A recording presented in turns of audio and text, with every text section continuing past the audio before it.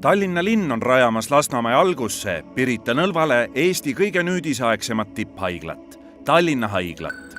Koondates ühte suurde haiglasse kõik erialad, mida Tallinna keskhaiglates praktiseeritakse. Tallinna haigla on Eesti jaoks ülisuure ja pikaajalise sotsiaalse mõjuga projekt.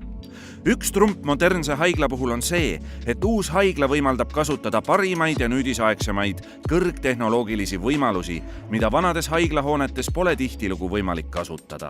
Targa haigla uus meditsiinitehnoloogia parandab oluliselt Eesti arstiabi kvaliteeti ning muudab uuringu ja ravitsükli järjest kiiremaks ja lühemaks. Meditsiinilinnakusse on esmalt tulemas Lasnamäe tervisekeskus, mis planeeritakse valmis saada juba 2021. aastal. Lisaks on meditsiinilinnakusse planeeritud veel mitmeid hooneid, mille sisu saab luua vastavalt vajadusele. Tallinna haigla peaks valmima 2025. aastal.